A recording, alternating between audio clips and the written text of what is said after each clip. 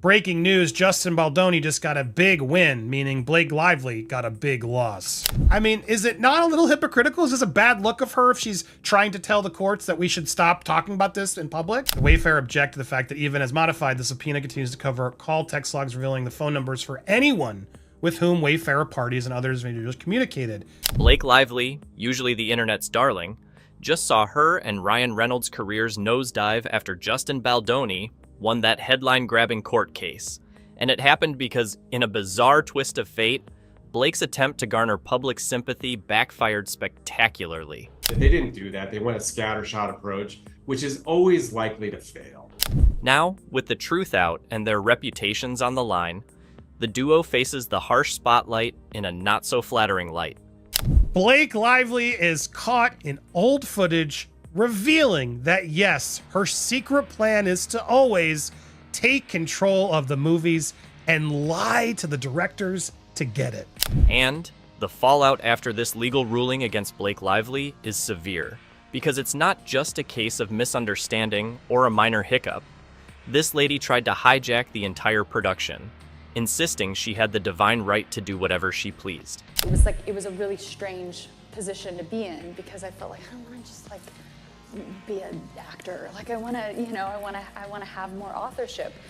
What began as a passion project for director Justin Baldoni and Wayfarer Studios quickly devolved into a hostile takeover, with Lively pulling every conceivable stunt to wrestle away creative control. I knew that they just wanted me to show up and look cute and stand on a little pink sticker where I'm supposed to go and say what I'm supposed to say, but I also knew that that wasn't fulfilling for me. Now, the very tactics she employed to edge Baldoni out are being turned against her in the courtroom.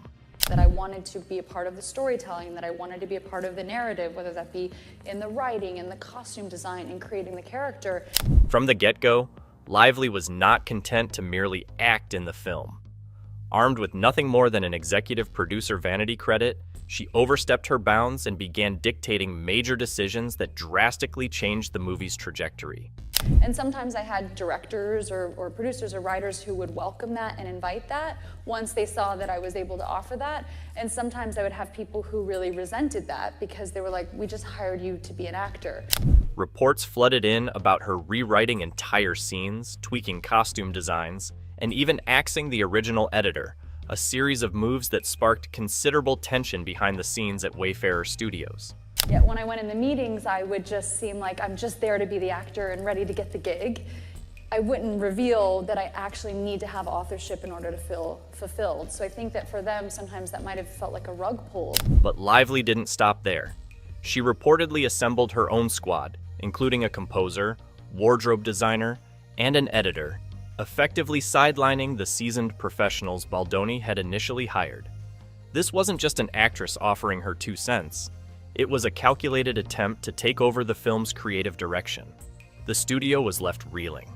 What really happened is we were like, we're going to show the movie, and the studio was like, no, you're going to show 20 minutes. So we're like, no, we're going to show the movie. And they're like, it's not done. And I was like, shoot. They're like, if everything's not perfect and it's not done, and what if we're going to change things? I was like, we want it to go. I literally brought the movie with me on the airplane. Then came her colossal blunder, the unauthorized screening. While the film was still being edited, Lively decided to show an unapproved rough cut at a literary event, aiming to drum up some early buzz. Brought the movie with me on the airplane. I have a folder with a disc, a hard drive.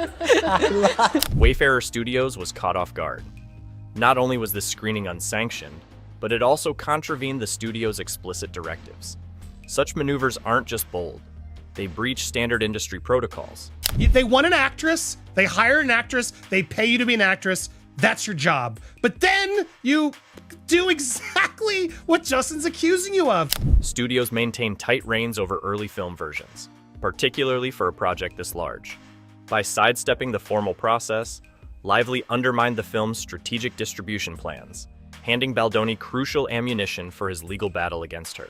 But she thinks this is okay, and proudly displaying us, we're women, so we can just lie and cheat and steal our way into control these big movies. I mean, how disturbing is this to you? The situation then escalated dramatically. It wasn't merely about creative dominance anymore. Lively switched to full attack mode. She allegedly leaked sensitive details to the New York Times, a clear tactic intended to tarnish Baldoni's reputation. Jennifer Abel was initially working for Stephanie Jones PR, and their client was Wayfarer Studios, Justin Baldoni. And then at the end, at some point in August, she then wanted to start her own firm and she left. The timing of the article, which cast Baldoni and Wayfarer Studios in a decidedly unfavorable light, was anything but accidental, erupting just as the lawsuit intensified. Insiders suggest Lively's camp deliberately leaked the story to manipulate the media narrative and paint her as the wronged party. Breaking news, Justin Baldoni just got a big win, meaning Blake Lively got a big loss. She's on Saturday Night Live with Ryan making jokes, hitting back. I mean, is it not a little hypocritical? Is this a bad look of her if she's trying to tell the courts that we should stop talking about this in public? However, her strategy spectacularly backfired. In court, Lively found little favor. Each of her major legal motions has been systematically denied. First, she sought a gag order to prevent Baldoni's lawyer, Brian Friedman, from discussing the case publicly. The judge dismissed her request outright, allowing Friedman to openly challenge Lively's narrative. The judge makes a point of like, well, then why do you need 2 years worth? In her own suit, she alleges this campaign started in August. So why the reach for 2.5 years? Was nice to see the judge really sort of acknowledge that. Next, Lively attempted to evade deposition, clearly aiming to sidestep direct questioning by Baldoni's legal team. That, too, was refused. The ruling mandated her participation in depositions, potentially unearthing even more incriminating details about her attempts to control the production. Negative media campaign against her, but according to Lively's complaint, the negative campaign did not begin until August 2024. As they point out, the beginning of the plan to destroy reputation. And if those setbacks weren't enough, the judge also denied any restrictions on Baldoni's attorney, giving Friedman free rein to dismantle her claims in the public eye. This has utterly disrupted Lively's PR strategy, which aimed to dominate the narrative. Now, she's lost control of the story. He assigned guilt to men, and it's sickening. It's sickening. And as a thinking person, we should have waited for the facts. Like, Justin has already been fired from so many things. The repercussions for her career are already apparent. Industry insiders are now wary of collaborating with her. The lawsuit is problematic enough, but her handling of "it ends with us" has set off alarm bells across studios. No one is eager to pour millions into a film only to watch the lead actress usurp the production and derail the entire endeavor. Are her lawyers dumb? Like, what's happening? Why do they keep making these mistakes and fumbling the ball like this? The stakes are also high for Ryan Reynolds, who was implicated in this debacle. Allegations suggest that Reynolds supported Lively's takeover, potentially to lay the groundwork for a sequel. His involvement in decision-making has led some to speculate that he played a significant role behind the scenes, jeopardizing his previously untouchable status in Hollywood. And sometimes you get a judge who says, I'm going to let you cast a very wide net, never as wide as they asked for, which is everybody, but they're going to let you cast a wide net. So I think they were hoping that maybe this judge was going to be somebody who would give them broad latitude. Now, don't tell me you don't know the details of the gag order. That's the core of Baldoni's win this time. So Blake Lively waltzed into this legal battlefield expecting to control the narrative, but the court just slammed the door in her face at every turn. In what can only be described as a humiliating series of legal defeats, Lively's desperate attempts to silence Baldoni's lawyer, avoid deposition, and control public perception have utterly backfired. She seems like a rather shitty person. Her team's latest legal move? A gag order to silence Baldoni's powerhouse attorney, Brian Friedman. This wasn't about merely limiting courtroom chatter. It was a blatant attempt to stop Baldoni's camp from airing the dirty laundry about how she took over "It Ends With Us." Filed in early February, the motion demanded that Friedman be barred from discussing the case publicly, claiming his comments could cause irreparable harm to Lively's already tarnished reputation. There was absolutely no harassment. Those are made-up claims. She wrested his movie away from him and decided to try to hurt him with petty, made-up, out-of-context complaints. But the judge wasn't biting. On February 19th, 2025, the court threw out her gag order request completely. That means Friedman is free to talk. And given his no-holds-barred approach so far, That's very bad news for Lively. Friedman has been vocal, labeling Lively's accusations against Baldoni as strategic and dishonest, and now he's got the court's blessing to continue exposing her legal missteps for all to hear. She and her husband are bullies, and now it's resulted in vicious cross litigations against both of them. The New York Times is being sued for defamation by Baldoni. And it gets worse for Lively. She tried to dodge being grilled under oath, but the court wasn't having any of it. Her attorneys argued on February 15, 2025, that Lively shouldn't have to undergo deposition by Baldoni's team. She has started a fight she cannot win. She does appear like an Amber Heard to me. I have yet to see one of her complaints borne out. In fact, all of the ones I've seen have been undermined by his hardcore proof in text messaging and so on that puts a totally different light on her horrific allegations. They claimed she had sufficiently presented her case in the filings, and that any personal questioning would be unnecessarily invasive due to her high-profile status. But the court saw right through this. The judge decisively denied her motion, ruling that she must submit to questioning by Baldoni's lawyers. Blake Lively may have a history of not being upfront when she gets cast in a movie. This is a major blow because it means Lively will have to account under oath for every manipulative move she made during the film's production. Every sneaky decision, from rewriting scenes to hiring her own editor, leaking info to the press, and trying to puppeteer Wayfarer Studios, will now be meticulously examined. There's no scripting her way out of this one. And she finally bumped into someone who was weak enough and not famous enough to stop her, right? This Justin Baldoni, most people had never even heard of him. He'd been in like one series. He certainly wasn't at Ryan Reynolds level fame, never mind Blake Lively. Then came the most brutal legal slap yet. Not only did the court dismiss her pleas for a gag order and her attempts to avoid deposition, but the judge also shot down her request to restrict what Baldoni's lawyer could disclose about the case. This means Friedman now enjoys complete legal liberty to discuss the lawsuit openly, and considering his track record, that spells disaster for Lively's already shaky reputation. Yesterday, Justin Baldoni's attorneys got back regarding that filing, and they basically called them out, as they always do. Friedman has been relentless in his legal takedowns. In earlier statements, he outright accused Lively of hypocrisy, highlighting that she herself leaked confidential documents to the New York Times, yet now seeks to limit access to crucial evidence. Unrestrained by the court, expect him to bring even more damaging facts to light. Given how actively the Lively parties have publicized and litigated Ms. Lively's claims in the media, we are surprised to now learn how vehemently she wants to prevent the public from accessing material and relevant evidence. And Hollywood? They're watching this drama unfold with keen interest. Industry insiders have voiced their concerns about Lively's attempts to manipulate the legal proceedings while still playing the victim. Executives aren't being duped by these maneuvers, especially after her attempts to rewrite the movie's storyline behind the scenes. And thousands of pages of original documents, including text messages and emails. So that's kind of like a pretty strong argument. A source from a major Hollywood studio revealed to Variety on February 22nd, 2025, that Lively's courtroom losses sending shockwaves through the industry. Studios are seriously reevaluating their willingness to collaborate with her on future projects, cautious of her erratic legal antics. That it was clearly her team who leaked private text messages and leaked emails without any due process at all to the New York Times. So why are they coming at us pretending that, like, oh, such a thing could potentially ruin careers?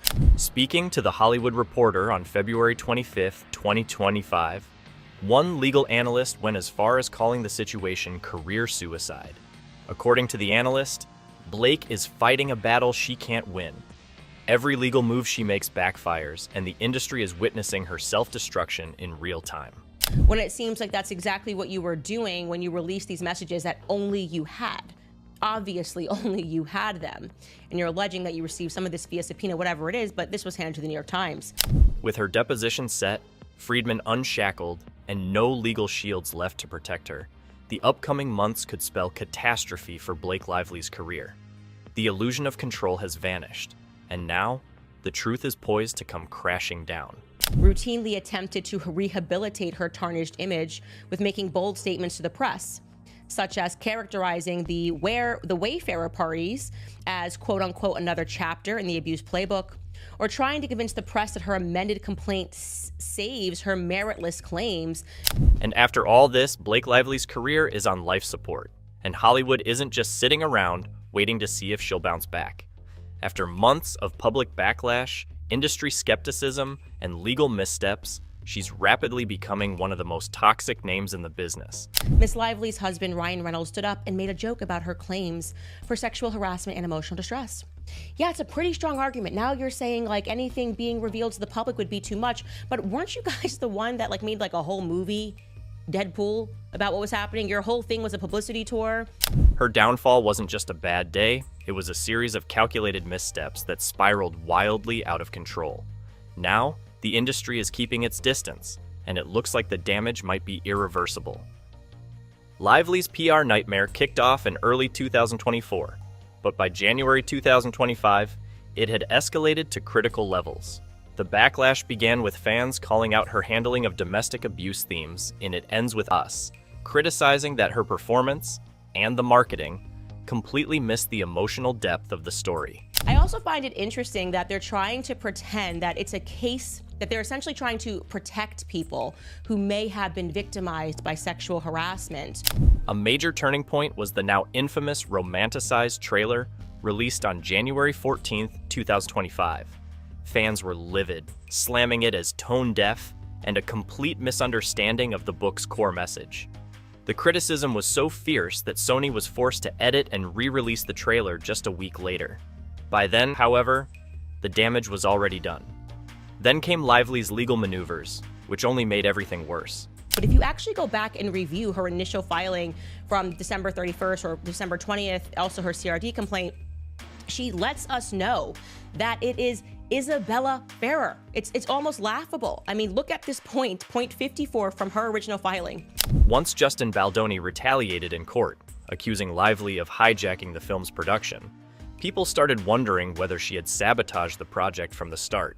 Her leaked emails, revealed by Variety on February 10th, showed that she had personally demanded script changes, fired editors, and even brought in her own composer, all without studio approval. The backlash wasn't just from fans. Industry insiders began to speak out. A Sony executive, who worked on the film, that Lively's ego got in the way of the movie, adding that her constant meddling turned what should have been an emotional film into a marketing disaster. She was desperately trying to signal to the public by dropping not even Easter eggs, just pointed blanket statements like that. So it's a crap argument. The point of this filing is supposed to be for Taylor Swift. Her legal team tried to shut down Baldoni's lawyer with a gag order. It was a desperate attempt to control the media narrative, but the court denied it immediately. The ruling meant Baldoni's team could continue exposing her behind-the-scenes tactics, and Hollywood was paying attention. 100% Ryan was the one who put this line in here. Not SNL, not Tina Fey, not Blake Lively, but Ryan. Industry insiders are now calling this one of the worst career implosions in recent memory. Just a year ago, Lively was a bankable name. Now, studios don't trust her. A producer from Warner Brothers, speaking anonymously to Deadline on February 25, 2025, revealed that the company had quietly paused discussions about a future project with Lively due to the legal mess surrounding her name. Another Netflix insider admitted that the streaming giant had been considering her for a lead role in an upcoming thriller, but scrapped the idea once the Baldoni lawsuit made headlines. But now we're in a hostage situation, and you're asserting that this proves somehow, because you said this is not negotiable, and because they agreed to it, that they're guilty of a crime other than trying to salvage their investment. And then there's the elephant in the room, her next movie. Lively has a major film set for release in summer 2025, and it's now being viewed as the ultimate test of her star power. If the movie flops, it could be the final nail in the coffin. A senior film critic at Variety, in an article published on February 27, 2025, summed it up perfectly. Hollywood is watching this box office performance very closely. If audiences turn their backs on Blake Lively, studios will do the same. This is how she was able to get the New York Times to doctor things to make you think that the PR agents were really up to this huge plan to smear her. Things get even messier when you factor in Ryan Reynolds. Lively's husband of over a decade is now being implicated in the controversy, and not in a good way. Some fans believe that Reynolds was jealous of a dance scene between Lively and Baldoni in It Ends With Us. This occurred after Ryan Reynolds had already posted in July for Sandra Bullock's birthday, intimacy recorder. You guys had already hatched the plan. We've sniffed that out. So to now learn that in October, you're trying to create evidence and trails. And I even texted this person and said that I felt this way. Apparently, Ryan Reynolds loves playing the charming, easygoing husband on social media. But behind the scenes, some fans are convinced he's the real mastermind behind the legal chaos now engulfing Blake Lively and Justin Baldoni. The theory? Reynolds saw something he didn't like, and instead of handling it privately, he went nuclear, allegedly pulling strings to take down Baldoni's career. When someone, like, if a woman has a bad breakout, we're always like, it doesn't look that bad. Even if it looks terrible, we say that because we want her to feel good, right? That's what we're in. It's our art form. We want somebody to feel good because they are our friend, okay? But please don't try to insert that as evidence. I said in October. It all started with one seemingly harmless scene in It Ends With Us. The film features a romantic dance moment between Lively's character, Lily, and Baldoni's Ryle. A slow, intimate dance that plays a crucial role in their love story. At first, nothing seemed out of the ordinary, until fans made a shocking connection. The scene looked eerily familiar. Eagle-eyed moviegoers were quick to point out that the choreography, framing, and even the lighting bore an uncanny resemblance to the infamous Green Lantern dance scene, where Blake Lively and Ryan Reynolds first fell in love in 2010. It wasn't just similar, it was nearly identical. I now think that her lawyers are just used to these sort of Me Too situations, because Me Too became a shakedown operation for a while where you didn't even need good lawyers. You just needed men who didn't want to go through the court system, and the women who were saying, well, we're going to come at you with sexual harassment and ruin your lives. Fans took to Twitter, now X, and Reddit in early February to discuss the similarities, with some suggesting that Reynolds may have been uncomfortable with how close Lively and Baldoni appeared on screen. Ryan was fine with Blake making out with Ben Affleck in The Town, but a dance with Baldoni? She says, and this is her defense of saying, I was never trying to take over the film, this really was about sexual harassment. She puts in bold, none of the requested protections, her 17 points that she wanted, were tied in any way to Ms. Lively's creative input in the film. He suddenly wants a lawsuit? The timeline raised questions. Baldoni and Lively's on-screen chemistry had been praised early in production, but then, suddenly, rumors started circulating that Baldoni was being difficult on set. By December 2024, Blake was accusing him of misconduct. Was that a coincidence? So if at any point of her claiming that she felt uncomfortable around Justin Baldoni, if she felt that after she filmed one scene, the dance scene, you know, where they're talking to each other and she lies and claims that he was out of character but forgot to mention that she was speaking to him out of character. The dance scene was just the tip of the iceberg. By February 2025, another theory emerged. Blake and Baldoni had developed a close friendship behind the scenes, one that made Reynolds uneasy. Some fans pointed to leaked text messages from Baldoni, first revealed by the New York Times on February 8, 2025. According to these messages, Baldoni would frequently send Lively voice texts late at night, discussing everything from the script to personal struggles.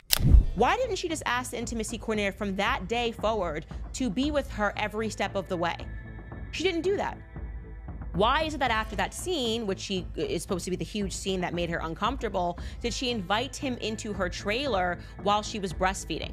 One of the texts allegedly said, "I know it's late, but I just wanted to say how incredible you were today. You made that scene come alive." It wasn't flirtatious, but it was intimate, enough to raise eyebrows. Reynolds was reportedly aware of these messages and wasn't happy about them.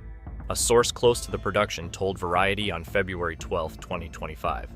Ryan wasn't thrilled about how much Blake and Justin were talking. He wasn't controlling, but he definitely didn't love it. You were always making things up. That never were an issue. You had access to an intimacy coordinator, which is exactly what Justin Baldoni's team is alleging. They never deprived you of an intimacy coordinator. Baldoni's entire career collapsed in a matter of weeks. His talent agency dropped him in early January 2025.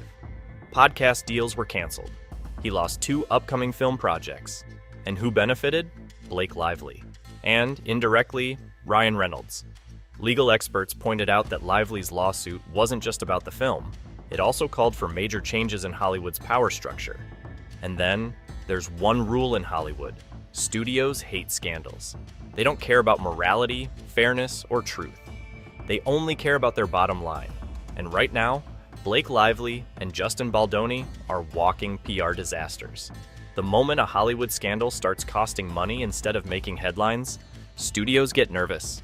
Another thing I want to point out is that she keeps running into conflict when she says that Justin Baldoni tried to change the script. That's a major point here, that they had a pre-agreed upon script that she had signed on to, and that he deviated away from it.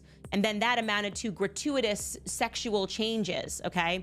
Wayfarer Studios has already distanced itself from Baldoni, despite him being one of its founding members. The company scrubbed all references to him from its upcoming projects list. Blake Lively's production reputation is in shambles. Sources close to Sony claim she overstepped her role on It Ends With Us. And insiders told Variety on February 10, 2025, that studio execs now view her as difficult to work with. Major producers are hesitating to attach Lively to future projects. On February 19, 2025, Deadline reported that she was in talks for a major Netflix series, but the deal suddenly went silent. To be clear, Justin Baldoni disputes that. He's like, no, these were in here. And also, she actually kissed me a few times when we were not required to be intimate, which made me think that riffing and trying to figure out our chemistry was okay. Hollywood remembers how this story plays out. After the Johnny Depp and Amber Heard trial, studios waited years before either actor could return to major projects. And even though Depp won his case, the damage was already done. His Hollywood career never fully recovered. Right now, Blake and Baldoni are in that same position. Regardless of who wins the lawsuit, the industry doesn't want the baggage. Him doing anything off of the pre-agreed upon script is wrong, while at the same time she argues, as we just saw, that she made plenty of changes to the script, and that was fine. What are the rules here, Blake? You can't argue it both ways. Hollywood only forgives if the numbers are good. Lively's next film, an untitled crime drama, is set for a 2025 release. If the movie tanks at the box office, studios will completely cut ties with her. If it performs well, she might get a second chance. But right now, industry insiders aren't optimistic. A February 25, 2025 report from The Hollywood Reporter stated, Blake's star power isn't what it used to be, and this scandal isn't helping. If her next film underperforms, she'll be seen as a liability. This isn't just about bad PR, this is about money. The reality is, the industry is watching to see if audiences still care about Lively, or if her career has already flatlined. He has no right to make one change, but you can get your dragons on board and say, actually, I changed the entire scene. Read it and like it, or you're gonna get burned. As the lawsuit became more chaotic, something strange started happening behind the scenes. People noticed that Blake Lively had developed a bizarrely close relationship with her young co-star, Isabella Ferreira. And the more details surfaced, the worse it looked. Isabella Ferreira, 23 years old, played the younger version of Blake Lively's character in It Ends With Us. Lively, 37 at the time, and a mother of 4, suddenly started inviting Ferreira over for sleepovers. Reports from December 2020 indicated that Lively bought Ferreira expensive gifts and treated her like a little sister. A February 10, 2025 Variety article described it like this. Blake was incredibly close with Isabella, almost in a way that felt strategic. It wasn't just a mentor relationship, it was deeply personal. People immediately started questioning the power dynamic. Set acknowledges, I changed the scenes, I wrote all these lines, not because I was trying to take over the movie, but because I'm a creative genius. I'm just so talented, and I was trying to help. Her text messages show that. She's constantly changing scenes. Some critics believe Blake used her influence to bring Ferreira into her inner circle, ensuring she'd have a loyal ally in the lawsuit. The The concern wasn't just about friendship, it was about manipulation. Ferreira publicly supported Lively's claims against Baldoni in a January 2025 interview, saying, "Blake was always there for me. She made me feel safe." But people started asking, was she actually speaking freely? Lively is a Hollywood veteran with decades of experience. Ferreira is a young actress still trying to build her career. If you truly believe, Blake, that such behavior in that setting amounts to harassment, then you're going to have to explain your husband. You're going to have to explain why you are not out there defending the many victims that your husband must have as the king of riff. Everybody knows Deadpool is riffing all the time. Lively had the power to make or break opportunities for her. Some fans speculated that Ferreira felt pressured to take Lively's side, fearing career consequences if she didn't. A February 14, 2025 Hollywood Insider report noted, Blake's relationship with Isabella felt more like a strategy than a genuine friendship. She made sure Ferreira was in her corner. He uses Deadpool to harass people, okay? So would Blake Lively be open to a suit of harassment? Because riffing is just so wrong. It's never been seen before. No one's ever seen that before in theater. This is the first time it's ever happened. This entire big sister dynamic felt too convenient. With Baldoni fighting back legally, Lively may have been securing Ferreira's loyalty, so that, if needed, she could act as an extra witness against Baldoni. Critics believe this was calculated from the start. A New York Post journalist wrote on February 17, 2020, "If the case had gone to trial, Blake would have needed people on her side. Isabella's presence would have helped reinforce her claims. People don't trust the narrative anymore. Blake's close friendship with Ferreira raised serious ethical concerns. Was this genuine mentorship, or was it a strategic move to build credibility in the lawsuit? With Hollywood already turning against her, these questions only make things worse. Now, the future of this case is still up in the air, so make sure to hit subscribe to stay updated on all the latest twists and turns."